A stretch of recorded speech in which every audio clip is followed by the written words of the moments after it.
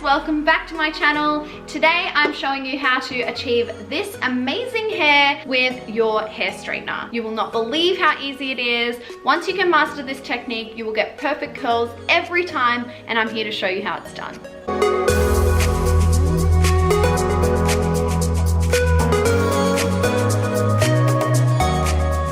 Begin your straightener curls, you want to make sure that your hair is brushed. You don't want any knots in there. It's going to make your life super hard when you start curling. Your sectioning is far less complicated than if you watched my last video, which was how to curl with an iron or a tong. And just sort of around the middle of my ears is where I'll take my first section.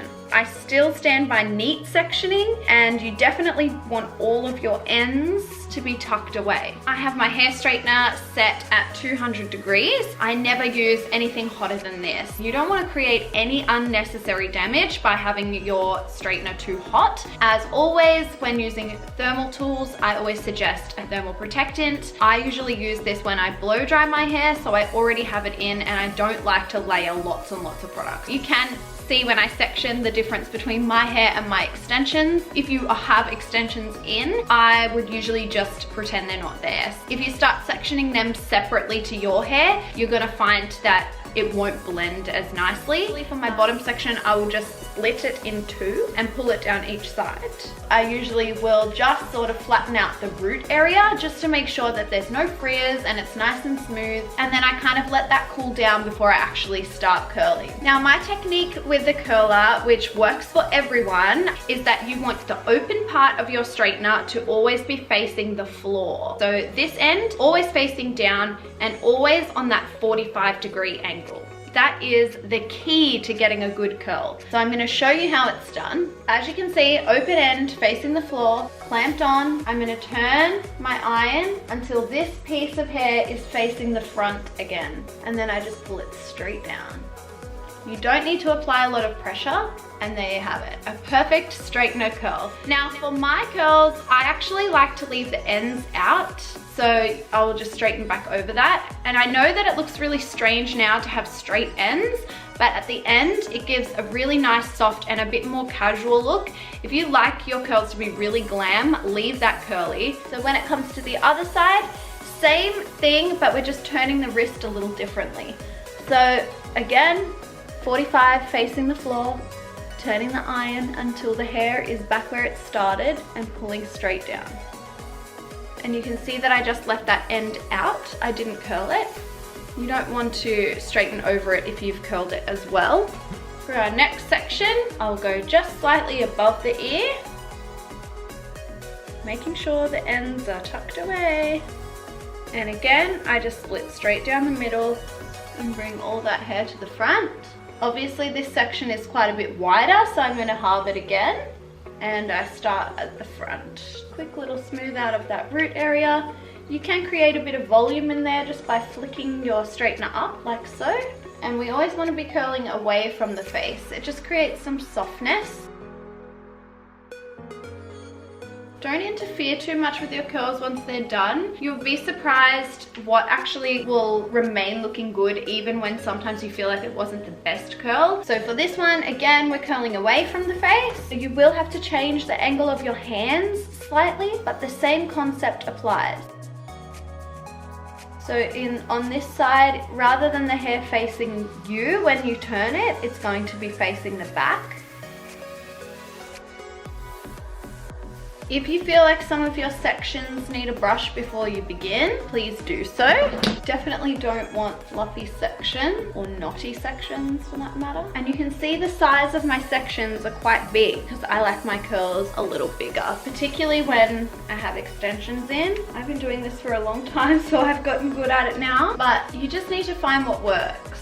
Straightener curls are definitely not easy, and us hairdressers make them look super easy to achieve. It took me years to be able to do this on myself, even though I was able to do this on my clients for a long time. The hardest part is figuring out what angles you need to hold your hair and move your head and things like that. Practice really does make perfect when it comes to straightener curls, but by using my tips, I'm gonna make it much easier for you.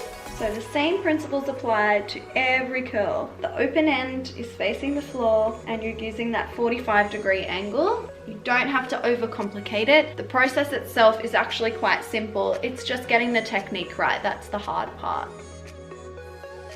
So over the years, my straightener curls have changed quite a lot. And the good thing I love about straightener curls is that they're relatively quick and much simpler than other types of curling, particularly with tongs, which can be quite time consuming. But the other thing I love is that there are just so many ways to do straightener curls and there are so many different looks you can achieve. So I'm definitely going to upload more videos on more variations of straightener curls because I have a couple of different looks that I like. This one at the moment is my favorite with the straight ends because it kind of looks a bit more textured and natural. If you like a more glam look, then just curl all the way to the end and don't leave the ends out. So you can see they look pretty crazy when they're being done. But when we start brushing them out is when they start getting real beautiful. So through the top, I definitely like to create a bit more volume just by using an arching motion when I'm smoothing out that root area. As you can see through the top, my sectioning is slightly smaller just because this is my natural hair. So this is the hair that's going to drop really fast. Now when we get to this top section, I usually like to treat it as a mohawk section. So I will just take sections from the back.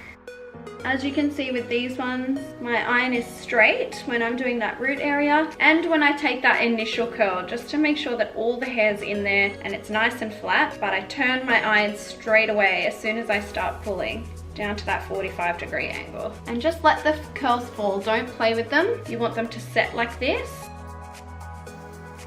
And this little fringe section of mine, I won't actually do so much of a curl in my fringe section. It would just be to smooth it out and just put some shape in it. So I'm just literally gonna bend the hair back in like a half curl. And once we brush that, it will soften right out. So just when you think you're finished, you're definitely not. You're gonna want your paddle brush for this because this to me is crazy. I know a lot of people leave their hair like this in the ribbon curls, but it just looks unfinished in my opinion. I know it's not for everyone to brush their curls, but I just think it looks a lot softer and more natural when you do. A lot of people will spray their hair at this point. I prefer not to because I don't like a build up, especially if I find I need to touch curls up the next day or whatever. I prefer to not really have too much hairspray in there because it does complicate your curling process. And I know a lot of people curl their sections prior to curling. I never do that. It makes it a lot harder to get the curl to actually go through, and that's when you start to get that. Girls, I know if you've tried this before, you know what I'm talking about when you get like that resistance as you're trying to pull your straightener through and it's like you're really having to pull it. It shouldn't be like that. So you definitely don't want to use hairspray on your sections before you curl, and you definitely don't want to be holding your iron too tight. That's what causes that. Just like in my last curling video, we're gonna pull sections up and start at the bottom and just give it a gentle brush. And then when you're happy with how your curls are sitting, you can start to style it. So I usually will give myself a little bit of tousled volume here. You can add volume powder if you like. I usually like not to because I don't like too much product in my curls. So I would pretty much always add serum on the ends. It just helps to soften the curl out, give it some shine, defrizz, and it also makes it a bit easier for you when you're going back in later if you want to run your fingers through it or you want to brush it again. And I just run it through the end. Not too much in that root area. You can use a little bit of residue of what's left on your hands, but we definitely don't want that getting oily. I love how the straight ends just give it a more natural kind of casual look. Like I said, if you like a really glam curl, then definitely curl those ends as well. I love this look because it gives you a lot of volume, but it's also super fast and really easy to achieve. So once you can master the technique of the hair straightener, this look is super easy and you'll find yourself doing it all the time. The open end should always be facing the floor when you're curling. You always want to curl away from the face and on a 45-degree angle, and you will get your curls right every time. It does take some practice to get your hands used to the technique, but I can assure you if you can nail that, your curls will look like this and be perfect every time. Not too much product, 45-degree angle, open end to the floor, pull straight through, not too much tension. Yeah, that's pretty much it. So if you have any further questions about curling, hit me up because I'm more than happy to answer them. Thank you so much for watching. If you like this video, give it a thumbs up and don't forget to subscribe to stay up to date with what I'm doing.